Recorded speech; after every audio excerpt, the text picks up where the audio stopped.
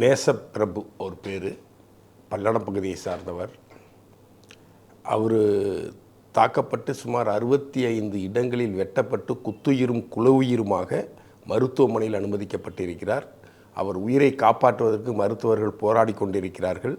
அவர் பொழப்பாரா மாட்டாராங்கிறது மிகப்பெரிய கவலைக்குரிய விஷயமாக பார்க்கப்படுகிறது. அவர் தொடர்பாக ஒரு 3 ஆடியோ வெளிவந்தது. கிட்டத்தட்ட கொல்லப்படுவதற்கு 4 மணி நேரத்துக்கு முன்னாடி ஒரு ஃபோனில் பேசுகிறார் போலீஸ்கார்ட்ட. 2 மணி நேரத்துக்கு ஒரு தடவை பேசுகிறார். ஒரு 2 மணி நேரத்துக்கு முன்னாடி ஒரு தடவை போலீஸ்கிட்ட பேசுகிறாரு. அந்த அருவா வெட்டுக்கு முன்னாடி 1 நிமிடத்துக்கு முன்னாடி காவல்துறையிடம் பேசுகிறாரு. ஒவ்வொரு முறையும் அவர் காவல்துறையிட்ட பேசுகிறப்ப காவல்துறை அவர்கிட்ட ஒரு காவல்துறை சைட்லேருந்து ஒரு சின்ன பதஷ்டம் கூட இல்லை. அப்படியா சார், எத்தனை பேர் வந்தாங்க, எந்த வண்டியில் வந்தாங்க, எந்த பிராண்டு வண்டியில் வந்தாங்க, வண்டியோட கலர் என்ன, வண்டியோட ரிஜிஸ்ட்ரேஷன் நம்பர் என்ன, அவங்க என்ன கலர் ட்ரெஸ்ஸு போட்டிருந்தாங்க, அவங்களுக்கு என்ன வயசு இருக்கும், அவங்க நார்த் இந்தியன்ஸாட்டம் இருந்தாங்களா, தமிழ்நாட்டுக்காரனாட்டம் இருந்தாங்களா, நீங்கள் அடையாளப்படுத்த முடியுமா, இவ்வளவு கேள்விகளை கேட்டு அந்த ஃபோன் பேசுகிற டியூரேஷனை அதிகப்படுத்துறதுக்கான முயற்சியை தொடர்ந்து காவல்துறையினர் செய்து வந்தார்கள். அப்படி தான் என்னோடைய பார்வை இருக்குது. ஏன்னா ஒருத்தர் பதறி போய் பதஷ்டத்தில் சார் என்னை பின்தொடர்றாங்க, என் உயிருக்கு ஆபத்தாக இருக்குது, எனக்கு பயமாக இருக்குதுன்னு ஃபோன் பண்ணுறார். ஒரு பத்திரிகைக்காரர், ஒரு ஜேர்னலிஸ்ட்டு, இளம் பத்திரிகையாளர், இவ்வளோ பெரிய போராட்டம் பயந்து போய் ஃபோன் பண்ணுறவர்கிட்ட போய் அவன் வண்டி கலர் என்ன, வண்டி பிராண்ட் நேம் என்ன, அவன் என்ன கலர் சட்டை போட்டிருந்தான், அவன் நான்வெஜ்ஜா வெஜ்ஜா அது மட்டும்தான் கேட்கல, அவன் குடிச்சிருக்கானா குடிக்கலையா இதை மட்டும்தான் கேட்கல. பாக்கி ஏகப்பட்ட கேள்விகளை ஒவ்வொரு முறையும் 3 முறையும் இந்த கேள்விகள் காவல்துறையினால் அவரிடம் கேட்கப்பட்டு அவருடைய டெலிஃபோன் உரையாடலின் நேரம் நீடிக்கப்பட்டது.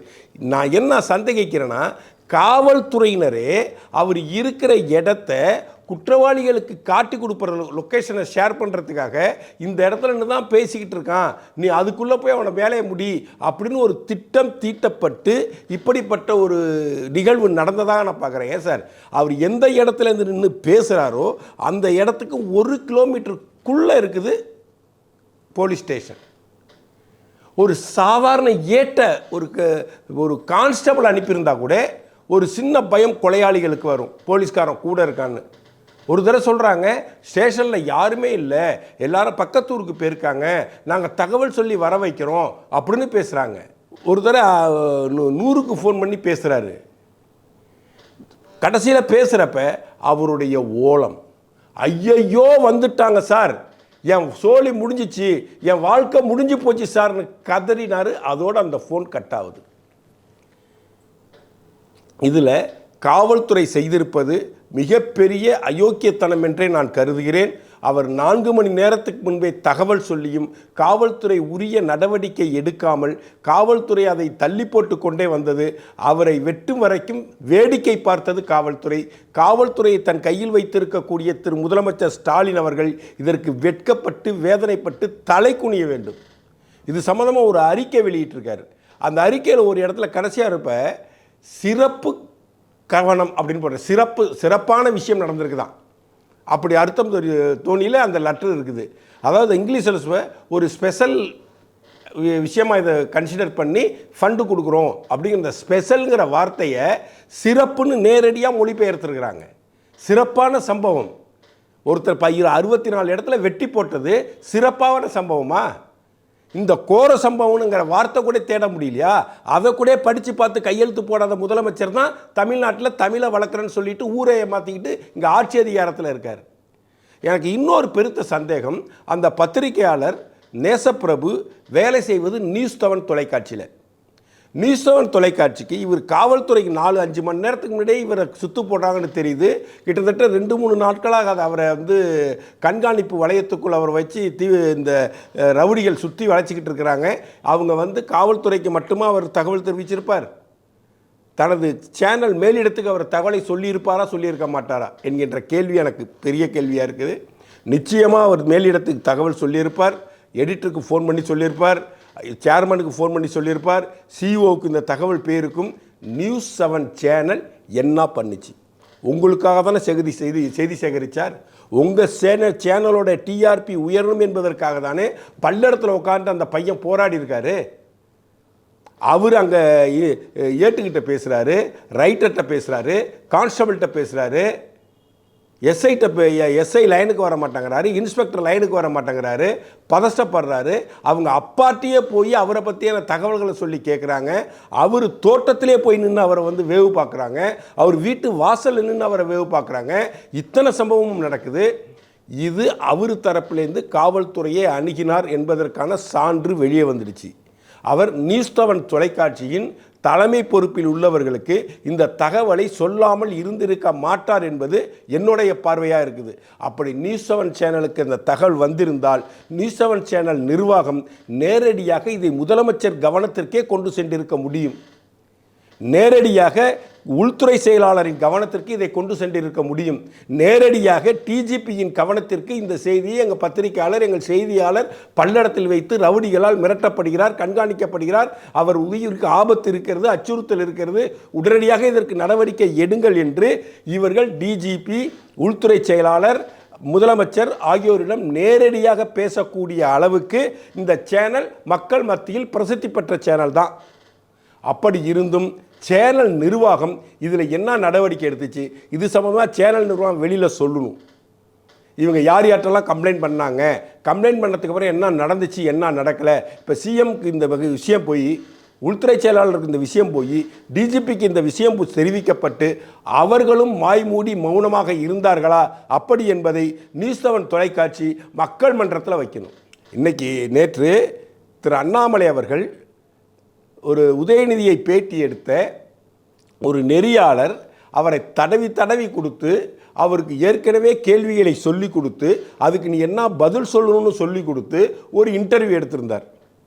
அதற்கு கரூர் மாவட்டத்தில் பயன்படுத்தக்கூடிய சொல்லாடலான பல்லு படாமல் பார்த்து அப்படி பக்குவமா அப்படி என்கின்ற போல ஒரு வார்த்தையை சொல்லி அந்த பேட்டியை விமர்சனம் செய்திருந்தார். அதற்காக த ஹிந்து அப்படின்னு பேரை சொன்னால் ஆட்சியாளர்களுக்கு ஒரு பயம் வரும். ஒரு காலகட்டத்தில் இந்தியன் படத்தில் கூட இவர் லஞ்சம் வாங்கிக்கிட்டு லைசன்ஸ் ரெடி பண்ணி கொடுப்பார் கமலஹாசன். அப்போ கிரேசி மோகன் வந்து நான் ஹிந்தில் எழுதுகிறேன் பார். அந்த அளவுக்கு மக்கள் மன்றத்தில் ஜனநாயக ரீதியாக உண்மையான 4வது தூணாக செயல்பட்ட ஹிந்து பத்திரிகையின் இன்றைய ஓனர், முதலாளி என் ராம் அவர்கள் அண்ணாமலைக்கு எதிராக போராடுகிறார். ஒரு மூஞ்சே தெரியாமல் மீசை வச்சுக்கிட்டு, அவருக்கு முடி மட்டும்தான் இருக்குது, மூஞ்சியில் முடி மட்டும்தான் இருக்குது, மண்டையில் மூளைன்னு ஒன்றும் அவருக்கு இல்லவே இல்லை. முடி அறுக்கிறவர்களுக்கு அவருக்கு மூளை இருந்திருந்துன்னா அவர் நியாயத்தையும் உண்மையையும் சத்தியத்தையும் பேசியிருப்பார்.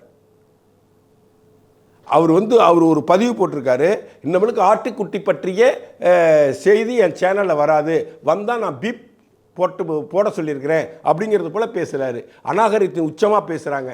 ஒரு அரசியல்வாதி, ஒரு தேசிய கட்சியினுடைய மாநில தலைவர் ஒரு இன்டர்வியூவை அவங்க பகுதியில், அவருடைய மாவட்ட பகுதியில் அழைக்கக்கூடிய, பேசக்கூடிய சொல்லாடலை வைத்து அதை விமர்சனம் செய்ததற்கு நீங்கள் வள்ளுவர் கோட்டத்தில் ஒன்று திரண்டு ஒரு அரசியல் கட்சி தலைவருக்கு எதிராக நீங்கள் போராட்டத்தை முன்னெடுப்பீர்கள் என்றால், இன்னைக்கு நேசப்பிரபுவுக்காக இதே பத்திரிகையாளர்கள் செய்த ஆர்ப்பாட்டம் என்ன?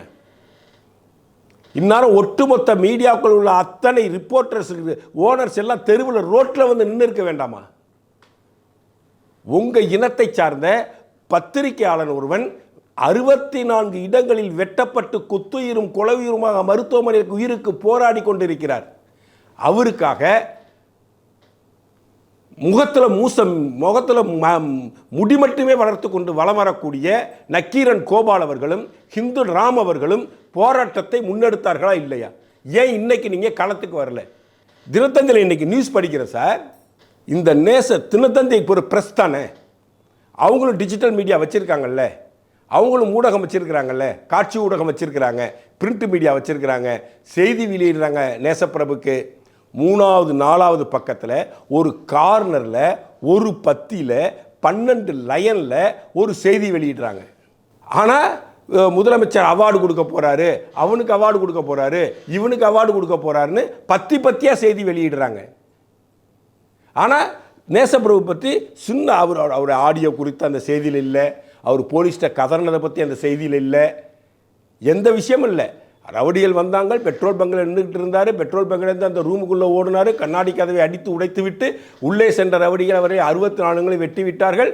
காவல்துறை தீவிரமாக புலன் விசாரணையில் ஈடுபட்டு வருகிறது. இதுதான் அந்த செய்தி, தினத்தந்தி போட்ட செய்தி. நீங்கள்லாம் பத்திரிகை துறையை மூடிவிட்டு பத்திரிகை துறையிலேருந்து வெளியேறி நீங்கள் போய் வேறு ஏதாச்சும் திமுகவில் சேர்ந்து வார்டு கவுன்சிலராகவோ எம்எல்ஏவோ எம்பியாகவோ இல்லை திமுகவின் மாவட்ட செயலாளர்களாகவோ இல்லை திமுகவின் ஒரு அணிப்பிரிவின் செயலாளர்களாகவோ நீங்கள் பணியாற்றுவதற்கான அத்தனை சாத்தியக்கூறுகளும் இருக்குது. அதற்கான தகுதி உங்களுக்கு இருக்கிறது. அந்த வேலையை போய் பாருங்கள். ஒரு சின்ன பையன் 30-32 வயது இருக்கக்கூடிய பையனை கொலைவெறி தாக்குதல் நடத்தியிருக்கிறாங்க. அதுக்கு 4வது பக்கத்தில் பெட்டி செய்தியாக ஒரு செய்தியை போட்டு வெகுஜன பத்திரிகையான தினத்தந்தி கடந்து போகிறது. இப்படிதான் நியூஸ் போடுவீங்களா? ஒரு பத்திரிகைக்காரன் வெட்டப்பட்டதுக்கு ஒரு செய்தி சேகரிப்பாளன் வெட்டப்பட்ட செய்தியை இப்படி தான் 4வது பக்கத்தில் கொண்டு போய் முடக்குவீங்களா அந்த செய்தியை? இதை வெகுஜன மக்கள்கிட்ட கொண்டு போடணும்னா தலைப்பு செய்தியால் போட்டிருக்கணும். அவன் உங்கள் இனத்துக்காரன் சார், அவன் ஒரு பத்திரிகைக்காரன் சார், ஒரு இளம் பத்திரிகையாளர். அவன் சம்பந்தப்பட்ட வெட்டப்பட்ட செய்தியை இப்படி தான் முடக்குவீங்களா? அரசாங்கத்து மீது அவ்வளோ பெரிய பயம் இருக்கா உங்களுக்கு? அரசாங்கத்து மீதும் ஆட்சியாளர்கள் மீது உங்களுக்கு அவ்வளோ பெரிய பயம் இருந்தால் நீங்கள் பத்திரிகை துறையிட்டு வெளியேறுங்க, தினத்தந்தியை இழுத்து மூடுங்க. இதற்கு மக்கள் மன்றத்தில் நியூஸ் 7 தொலைக்காட்சி நேசப்பிரபு அவர்கள் உங்களிடம் கம்ப்ளைண்ட் செஞ்சாரா செய்யலையா? இது பற்றிய தகவல் சொன்னாரா சொல்லலையா? சொன்னதுக்கப்புறம் நியூஸ் 7 தொலைக்காட்சி நிர்வாகம் அது தொடர்பாக மேற்கொண்ட நடவடிக்கைகள் என்னென்ன என்பதை பற்றி மிக விளக்கமாக மக்கள் மன்றத்தில் சொல்ல வேண்டியது நியூஸ் 7 தொலைக்காட்சியினுடைய கடமையாக உணர்ந்து இதை செய்யணும். அடுத்த பத்திரிகையாளர் மேலே கை வைக்கிறதுக்கு ஒருத்தருக்கு பயம் வரணும். அதுக்கான சாத்தியக்கூறுகளை இங்கே பத்திரிகையாளர் மன்றத்தில் யாரும் செய்யலை. ஏதோ 4 பத்திரிகையாளர் சேர்ந்து பத்திரிகையாளர் தாக்கப்பட்டதை கண்டித்து நேற்று கோஷம் போட்டிருக்கிறாங்க. இது மட்டும்தான் நடக்கணுமா? ஜனநாயகத்தின் 4வது தூண்கள் இல்லையா பத்திரிகை? அப்போ ஒருத்தருக்கு உண்மையை சொல்ல எப்படி சார் துணிச்சல் வரும்? உண்மையை பேசுவதற்கு பயந்து சாக மாட்டானா? அங்கே உள்ள கள்ளச்சாராய கும்பலையும் டாஸ்மாக் சரக்கு விற்பவர்களை பற்றியும் லைசன்ஸ் இல்லாமல் பார் நடத்துபவர்கள் பற்றியும் மிக நீண்ட விரிவான கட்டுரைகளை சேகரித்து நியூஸ் 7க்கு வெளியிட்டார் திரு நேசப்பிரபு. அதனால் அங்கு உள்ள பார் நடத்துகிறவன் யாரு? திமுகவில் வேலை செய்கிறவன் தான் இன்னைக்கு பார் நடத்துகிறான். அப்போ திமுக சார்புடையவர்கள் தான் இந்த கொலையை செய்திருக்கிறார்கள். அவர்களை காப்பாற்றுவதற்காகவும் அவர்களுக்கு இவர் நேசப்பிரபு இருக்கிற இடத்தை தகவல் சொல்வதற்காகவும் ஒரு நீண்ட நெடிய போராட்டத்தை காவல்துறை பல்லடம் காவல்துறை செய்திருப்பதாக நான் நேரடியாக குற்றம் சாட்டுறேன். சார் அவர் 4-5 மணி நேரத்துக்கு முன்னாடி தகவல் சொல்கிறாரு. முதல் நாள் உங்களுக்கு தகவல் சொன்னதா சொல்கிறாரு. ஒரு 2 பிசி அனுப்ப முடியாதா? 2 காவலர்களை அனுப்பி அவருக்கு ஒரு பாதுகாப்பு கொடுத்துருக்க முடியாதா? அவர் பாதுகாப்பு இடத்துக்கு அழைச்சிட்டு போயிருக்க முடியாதா? இதெல்லாம் செய்கிறதுக்கு காவல்துறைக்கு புத்தி இல்லையா? ஒரு குற்றம் நடந்ததுக்கப்புறம் அந்த குற்றம் நடந்தது எப்படின்னு கண்டுபிடிக்கிறதா காவல்துறையின் வேலை? அது மட்டுமா காவல்துறையின் வேலை? குற்றம் நடக்க போது, ஒரு கொலைப்பள்ளி நடக்க போது, ஒருத்தனை வெட்ட போகிறானுங்க, வெட்டுப்பட போகிறவனை கூப்பிட்டு உங்களுக்கு தகவல் சொல்கிறான். அந்த தகவல் கிடைச்சதுக்கப்புறம் அலட்சியமாக ஒரு உயிரை மீது விளையாடி ஒரு இளம் பத்திரிகையாளன் இன்று குத்துயிரும் குலையுருமாக மருத்துவமனையில் அனுமதிக்கப்பட்டு சிகிச்சை பெற்று வருகிறான். இதற்கு முதல் குற்றவாளி A1 அக்யூஸ்டே பல்லடம் போலீஸ் ஸ்டேஷன் தான். அவங்கள சஸ்பெண்ட் பண்ணுறதெல்லாம் பத்தாது, காத்திருப்பு பட்டியலுக்கு அனுப்பினதெல்லாம் பத்தாது. அவர்களை அந்த காவல் நிலையத்தில் பணியாற்றிய அனைத்து காவலர்களையும் கைது செய்து குற்றப்பத்திரிகையில் A1 குற்றவாளிகளாக அந்த காவல் நிலையத்தில் வேலை செய்தவர்களை சேர்த்து அந்த வழக்கை விசாரிக்க வேண்டும். இந்த வழக்கு தமிழக காவல்துறை விசாரித்தால் நேர்மையாக நடைபெறாது. எனவே இந்த வழக்கை விசாரிக்க சிபிஐக்கு உத்தரவிட வேண்டும். இதை நீதிமன்றங்கள் தானாக முன்வந்து இந்த வழக்கை எடுத்துக்கொண்டு பத்திரிகையாளர்களாக களத்தில் இன்று போராடக்கூடிய, வெயில் மழை என்று போராடக்கூடிய செய்தி சேகரிப்பாளர்களுக்கு பாதுகாப்பு அளிப்பதற்காக நீதிமன்றம் தானாக முன்வந்து இந்த வழக்கை பதிவு செய்து இதற்கான தீர்வை காண வேண்டுமாய் அன்புடன் கேட்டுக்கொள்கிறேன். நன்றி, வணக்கம், ஜெய்ஹிந்த்.